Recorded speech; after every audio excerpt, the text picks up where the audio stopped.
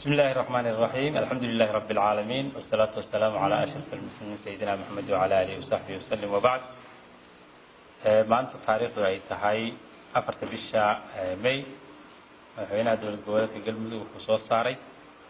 xeer lambar 3 oo ku magacaabayo guddiga gurmadka iyo ka hortagga waxyeelooyinka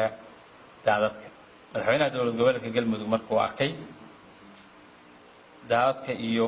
xaaladaha bini'aadanimo ee ka soo kordhay deegaanada Bacadweyne markuu arkay baahida loo qabo in si degdeg ah gurmad dhinac walba loo fidiyo dadka waxyeeladu ka soo gaartay daadadka guga ee ka da'aya deegaanada Galmudug markuu tixgeliyay in wali lagu guda jiro xilliga roobka guga iyo in ay soo laaban karaan fatahaado noocaas oo kala ah madaxweynuhu wuxuu xeeriyay magacaabidda guddiga ka hortagga waxyeelada daadadka oo kala ah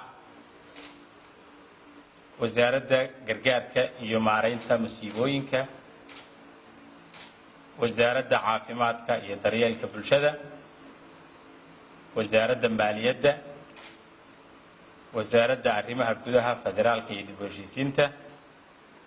iyo wasaaradda howlaha guud iyo dib u dhiska. qodobka labaad waa in guddigu si degdeg ah uga howlgalaa sidii gurmad iyo gargaar loo gaarsiin lahaa dadka ku dhibaataysan